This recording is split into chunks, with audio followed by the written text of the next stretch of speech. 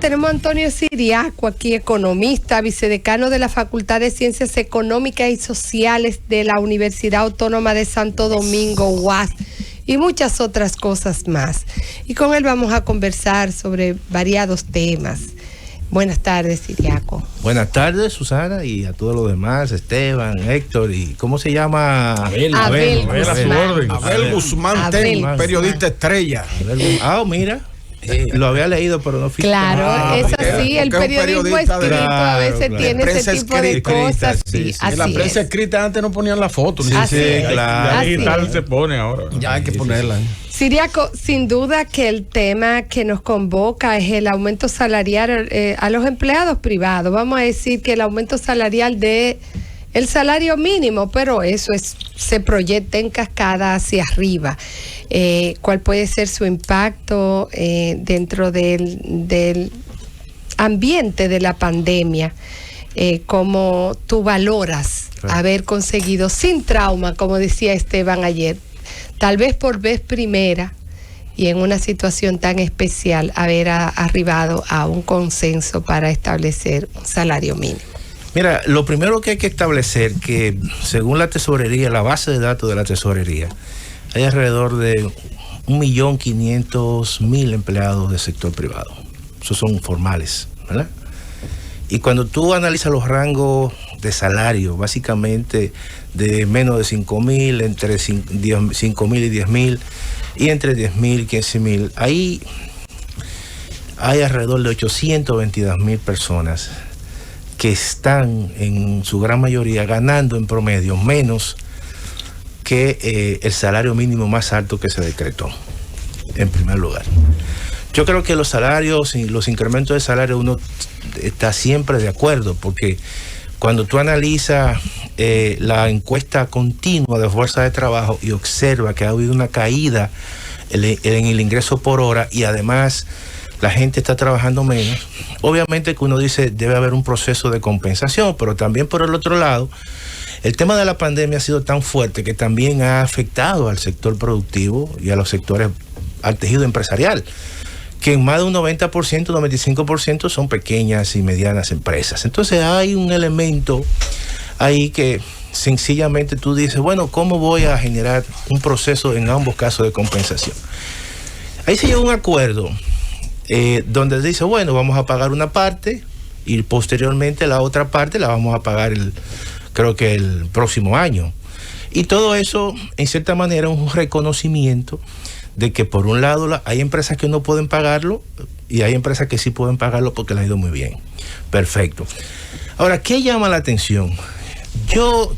El tema en primer lugar, los salarios mínimos que se han establecido no cubren el coste de la canasta básica del primer quintil, en primer lugar.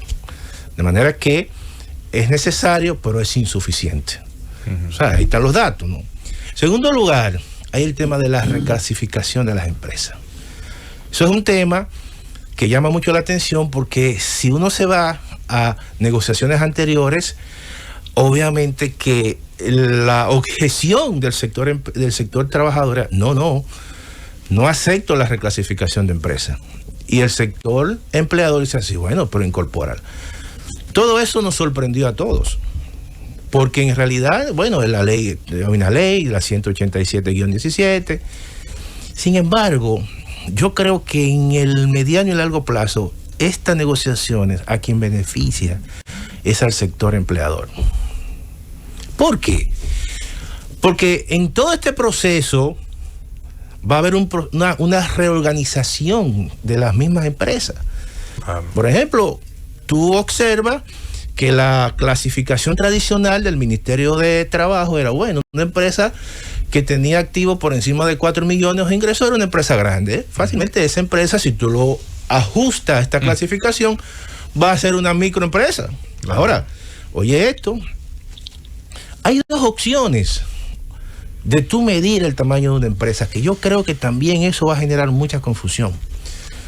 O tú tienes el número de empleados y tú también tienes el monto de ingresos. Supongamos lo siguiente, ¿cuál es la tendencia hoy en día del mundo de los negocios? A que las empresas cada vez más vendan a través de plataformas virtuales. Entonces tú tienes, oye eso, tú puedes tener una empresa en tu casa de 3 personas y que te puedan vender 100 millones de pesos al año. Entonces, ¿cómo tú la clasificas? No, se clasifica por la venta. Sí, no, pero yo son 2 parámetros. No, está bien. Pero tienen 3 empleados. Hay que ver. Son 2 parámetros. Ya empleado y también la venta. La resolución, uno de los 2. La resolución del Comité Nacional de Salario dice que se va a tomar como referencia el parámetro mayor. Entonces, exactamente. Entonces, en ese caso, esa empresa que usted hace referencia sería una empresa mediana, la venta, no pequeña. No, pero las ventas. Se tomaría por la venta. Por las ventas. Entonces, eso es un elemento, evidentemente, que te aclara la situación. ¿Qué otro elemento yo creo que también? Ahí dijo, bueno, la situación es la siguiente. Se supone que en todo este proceso de reordenamiento, la mayoría de las empresas van a caer como empresas medianas, creo que es. Y por eso es el mayor aumento, un 59, evitando esa situación. Entonces, pero obviamente que va a haber un proceso de reorganización y empresas que aparentaban ser grandes, no van a ser grandes. Otras que aparentaban ser pequeñas, no van a ser pequeñas. Entonces, eso es un problema que en el largo plazo, en el mediano plazo, va a beneficiar obviamente al empleador. Necesariamente va a ser así. Ahora, yo lo que creo es que también debe haber un proceso de que no solamente se tome en consideración la inflación acumulada. Hay un tema de productividad. Por ejemplo, tú entras ahora mismo a no sé, a la oficina de estadística de la Unión Europea. Ajá. Y te presentan parámetros de productividad, porque al final, cuando una economía crece, una economía sencillamente lo está haciendo sobre la base de que, bueno, de que hay un componente de productividad que se añade al producto, que te incrementa el ingreso. Entonces, si tú de repente mide lo que se pierde por inflación, pero hay un componente de productividad que tú no se lo imputas al trabajador. Sí. ¿Y quién se queda? Se queda obviamente el empleador. Entonces, esa famosa inflación acumulada, que fue un 3, después fue un 5, tal. Bueno, está bien un 15, pero hoy la productividad. Entonces, eso es un elemento que hay que tomar en consideración. ¿Qué hacer, Siriaco? Sí. Allá hay gente a PYME amenazando que desempleo. ¿Qué hacer con este tipo de sectores que parece que se sienten marginados? ¿Qué hacer con ellos y además con la gente de la economía informal? El tema de la economía informal es un problema que tienen este tipo de economía, ¿verdad? Son economías que no tributan, que no tienen RNC y no es tan fácil generalmente. Sí. Ahora, yo siempre he dicho lo siguiente, yo creo que se ha escrito mucho sobre el tema de la informalidad, pero supongamos lo siguiente, supongamos que aquí hay empresas y personas que no presentan declaración jurada, que están en la informalidad. Muchas. Yo le voy a hacer una pregunta a ustedes para que ustedes me respondan cómo ustedes creen que va a reaccionar la gente. Si en el momento que la embajada americana diga que para solicitar una visa hay que tener una declaración jurada de la ADG, ¿qué creen que hacemos nosotros? Esteban. Todo el mundo va a hacer fila para declarar. Bueno. ¿Verdad que sí? Sí. Pero fíjate, con una medida tan simple, tú resuelves en parte un problema. Entonces, esas son las cosas. Hemos escrito mucho y yo te puedo decir, mira, es verdad, los salarios en la República Dominicana son bajos y la gente se va en la informalidad, los impuestos son, ¿verdad? Son muy enredados, la gente se va en la informalidad. Pero hay cosas muchas veces que se resuelven con cosas tan simples, o que el gobierno te diga, mire, para usted sacar o viajar, tiene que tener cuando saca el pasaporte, presenta una declaración jurada.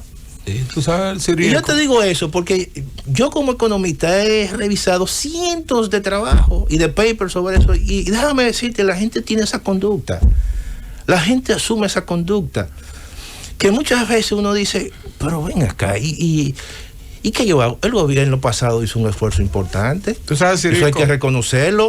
O sea, un régimen tributario, escúchame, Héctor, un régimen tributario especial, el RST, simplificado tributario, RST. Y que te diga, mira, tú no me vas a pagar tanto impuesto, o sea, cosas así. Y aún, de esa manera, la gente tiene ese incentivo a no usar el ingenio, sí, como tú señalas. Tú sabes que una de las cosas que tenemos que trabajar en el país, ¿verdad? Corroborando tu posición, es simplificar el pago de los tributos, de los impuestos. Claro. Por ejemplo, tú tienes una pequeña empresa, y lo que tienes son 5 empleados. Claro. Ahora son microempresas. Claro, son micro. Clasificación. Hasta 10, correcto. Pero para tú reportar a la tesorería. A la tesorería de la Seguridad Social, sí. Y también a la dirección de impuestos internos. A la DGI. Tú tienes que tener un contador. Entonces tú tienes que pagarle un sueldo. Muchas veces el sueldo del contador, la iguala que tú le pagues, es más alto que el empleado que tú más le pagas. No, pero es decir, tú puedes tener un salario mínimo de 10,000 pesos y al contador hay que pagarle 15 para que él te haga el reporte del impuesto sobre la renta. Pero tú sabes que eso, Héctor, a pesar de todo, siempre va a ocurrir porque, por ejemplo, que tú estés dedicado a tu empresa, tampoco tú te vas a dedicar a otras actividades especializadas. Por ejemplo, en Estados Unidos, todo aquel que es migrante, cuando va a hacer una declaración jurada, al final, siempre alguien lo asiste y lo ayuda. Incluso hay muchos dominicanos que viven sobre esa base. Es tan sencillo que no, está bien. Lo hacen donde sacan fotocopias. Claro, pero hay que hacerlo así, simple. Yo te entiendo esa parte. Lo que ocurre es que, obviamente, el caso del sistema tributario en la República Dominicana es un sistema que es cierto, hay mucha burocracia a pesar del esfuerzo que se ha hecho. Incluso de todo el proceso de automatización, pero aún así, muchas veces esos procesos de automatización también conllevan un proceso de aprendizaje que algunas veces tú no tienes tiempo para tú aprenderlo. Siriaco, con la ley vigente establece que el Estado debe comprarle el 20% de sus bienes y servicios a las micro, pequeñas y medianas empresas. Ahora la nueva ley que está en discusión son 30.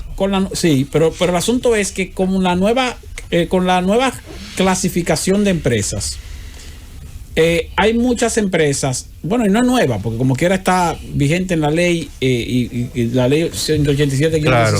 Pero esa clasificación de empresas hace que muchas empresas que antes se veían como grandes pasen a ser pequeñas o medianas. Claro. Y a pasar a ser pequeñas, teniendo una estructura de grande, o sea, mejor estructura logística, van a competir con pequeñas empresas que sí son pequeñas realmente en los procesos de concurso que han estado vendiendo al Estado y por lo tanto pudieran desplazar a esas chiquitas. Así es. O sea, empresas medianas que ahora son chiquitas por la clasificación, pero que tienen estructura de mediano o de estructura de grande, y entonces van a desplazar a las chiquitas reales. En cuanto a suplir el Estado, No, Siriaco, eso tú me lo vas a responder después de la pausa. ¿Cómo no? Está bien. Sí, Siriaco, la brava era de esa clasificación que hace que empresas medianas pasen a ser pequeñas y entonces entran en una competencia que pudiera desplazar a las pequeñas reales en cuanto a lo que tiene que ver con constituirse en suplidoras del Estado con determinada cuota asignada, que es lo que establece la ley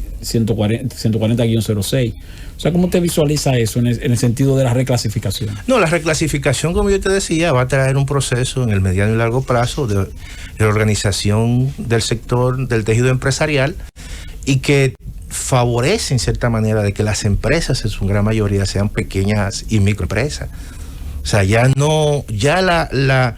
tanto lo que se plantea en la famosa ley 340-06, ¿verdad? Que se le va a aumentar la participación a las MIPYMES de un 20 a un 30, más este proceso que vincula los salarios mínimos con el proceso de reclasificación. ¿A quién favorece? Favorecen a las pequeñas y microempresas. Entonces corre el riesgo de que empresas grandes comiencen a contribuir pequeñas empresas.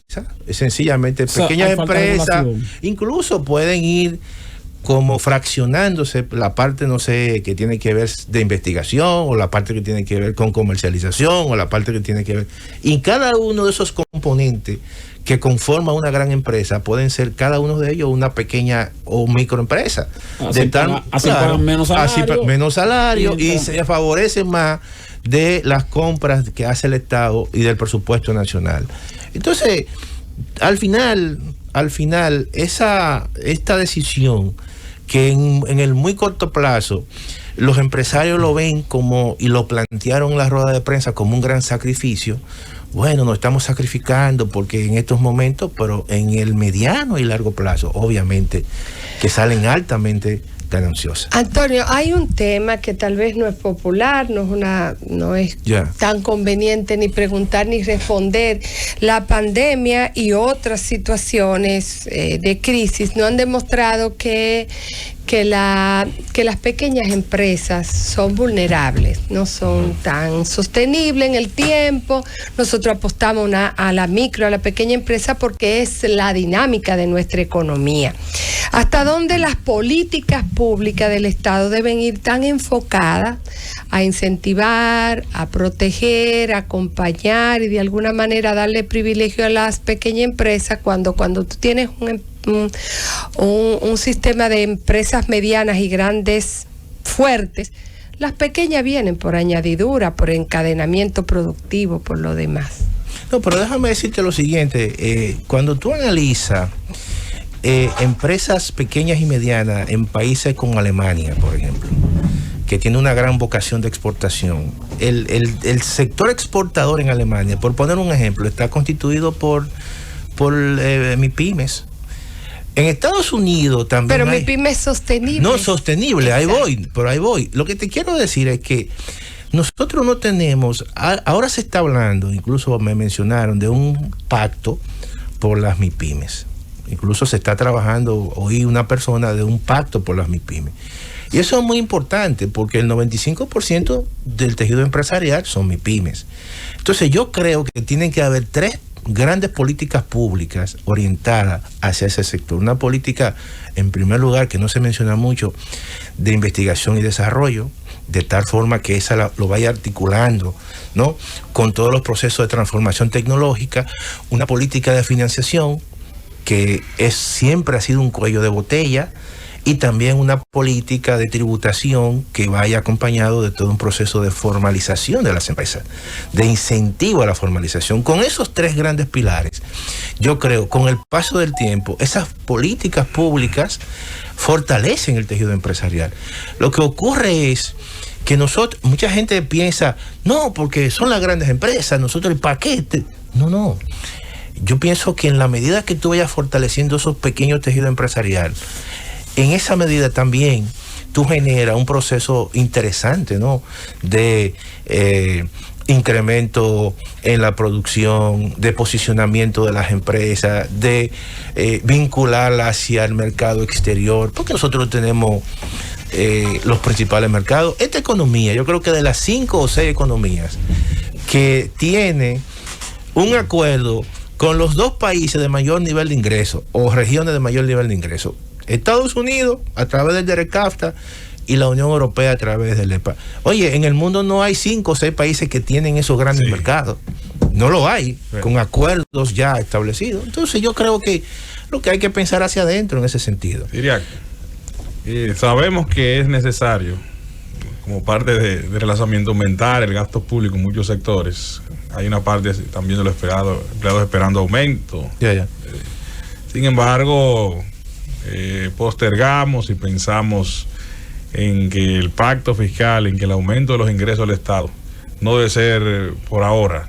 Sin embargo, no hay una fecha específica. Hay gente que quiere 1 o 2 años. ¿Cuándo se entiende que es el momento oportuno en que debe aplicarse ya y sentarse a hacer ese pacto y aplicarla? Mira, ¿qué año? Tú hablas con cualquier economista y te dice que el mejor momento para hacer pactos y transformación es cuando hay crisis económica. No, ahora es el momento. O sea, yo te voy a hacer una pregunta. ¿Cuándo tú crees que nosotros debemos ir al médico? ¿Cuando estamos enfermos? Exacto. ¿O cuando nosotros estamos bien? Y curarse en salud también, dice. Y no, hay que prever. Exacto. Entonces, al revés. Los momentos de transformaciones hay que hacerla en el ciclo de las bonanzas económicas. Sí. Nosotros... Pero no es la práctica. Pero no es la práctica. No, pero es el error que cometemos. Exacto. Es el error que nosotros cometemos, incluso en nuestro accionar como personas. Que alguna vez se lo estamos corrigiendo porque ahora estamos previendo situaciones y nos hacemos chequeo permanente.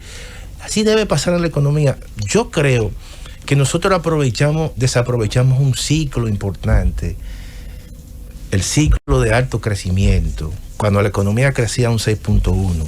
Si nosotros hubiésemos hecho un pacto fiscal en el año 2013-2014, aprovechando que los precios del petróleo estaban a $35, que no había realmente este proceso y este temor. Pero ahora, ¿cómo tú lo vas a hacer? Porque al final te voy a decir una cosa, la economía es economía política. Exacto. La economía... En Colombia hicieron el mejor diseño de una política fiscal, pero no se llevó a cabo. ¿Por qué no se llevó a cabo? Por el momento. Por el momento, oye, en plena pandemia, el tema de la pandemia se ha manejado mal en Colombia. Todavía no habían comenzado un proceso adelantado de vacunación. Y un politiquero asusando. Y eso explotó, tan simple como eso. Entonces yo creo que esa situación hay que cambiar la lógica. Además hay otra cosa, Siriaco, porque la gente habla de la reforma fiscal y nosotros tenemos un déficit fiscal que oscila el 3.5, bueno, va a llegar a 4.2% del PIB este año. 4% del PIB este año de déficit, diferencia entre ingresos y gastos, son más o menos 200 mil millones de pesos. Sí, así es. Entonces, una reforma fiscal... ¿Cómo se requiere? Es mucho más que eso. Es mucho más que eso, claro. pero sin embargo es imposible. O sea, no hay forma de establecer así mismo una reforma fiscal que te genere 3-4 puntos porcentuales del Producto Interno Bruto. Pero lo más que tú puedes conseguir es un punto porcentual. O sea, son 100 mil millones. Exacto, como quiera va a haber que seguir recurriendo al endeudamiento. Claro. No, yo pienso que en esto, mira, también el tema del endeudamiento es un tema que hay dos formas de tú atacarlo en estos momentos. Una estrategia de mercado y una estrategia de política a partir de la cooperación regional. La estrategia de mercado el gobierno ya la hizo. ¿Qué hizo el gobierno? Bueno, un manejo de pasivo, recompró la deuda. Eso entonces trajo como consecuencia una bajas... alargó el pago de intereses y entonces con tasa de interés mucho más baja. Perfecto, dice que se va a ahorrar 2022, 2027 alrededor de 73 mil millones. Perfecto, pero esa no es la solución. Yo pienso que hay que aprovechar esta coyuntura, incluso algo parecido lo planteó la secretaria general de la Comisión Económica para América Latina. ¿Tú te imaginas, por ejemplo, que a nivel regional exista un movimiento donde se presione a organismos internacionales? El caso, por ejemplo, de la República Dominicana, aunque la deuda de República Dominicana, el componente grande es privada, con bonistas, pero todos esos pagos que se le pueden hacer a los organismos internacionales, vamos a cambiar pago de intereses por inversión o deuda por inversión. Y déjame decirte, hay una reunión posiblemente en agosto en Jackson Hole, Wyoming, que se reúnen todos los gobernadores del Banco Central, el presidente de Banca de Inversión, y se va a tratar el tema de la deuda. Y se le va a buscar una solución global. Y posiblemente esa solución global viene por ahí. Parecida a la solución que se planteó en los años 80 con los bonos Brady. Sencillamente convertir deuda por inversión. Punto. Entonces, tú tienes aquí, Susana, tú tienes una alianza público-privada que tú puedes decir a un organismo internacional, mira, ese dinero que yo te debo, yo lo voy a invertir en esa alianza. Y tú le estás dando garantía porque hay del sector privado. Y tú puedes decir, mira, ¿cuáles son los proyectos? Bahía de las Águilas, Puerto de Manzanillo. ¿Y tú no crees que eso es altamente rentable? Y el Estado no está metido ahí como tal, sino el sector privado está metido ahí. Siriaco, pero preocupa que se ha cogido deuda en todos los países, ha aumentado la deuda, sin duda hay que estimular la economía. Ahora, sectores como la construcción, el mismo turismo, no han arrancado, o sea, no se ve que esa deuda se está cogiendo para inversión pública, como otros países que lo han intentado, aunque sea a través de hacer obras públicas. Claro. ¿No te preocupa a ti el destino de la deuda? No el endeudamiento como estimulador de la economía, sino el destino de la deuda. Claro que sí, obviamente. O sea, tú no puedes tener una composición. Por ejemplo, el doctor Balaguer, la composición del presupuesto. 45 gasto de capital, 55 gastos corrientes. Claro, es insostenible en este momento. Llega el PLD y transforma esa composición 85 gastos corrientes y 15% gasto de capital. Ahora tú encuentras que es 95% gasto corriente y 5% gasto de capital. Tú no puedes mantener eso. Por lo menos llévalo a un 10 o a un 15. Sí, 15. Porque es insostenible. Realmente, la inversión pública es aquella que aumenta la capacidad productiva, es aquella que genera empleo y además te genera un proceso de encadenamiento con el sector privado. Gracias, Antonio Siriaco. Siempre es tan grato conversar contigo. Ya, con ustedes, ya usted sabe. Vamos a la pausa.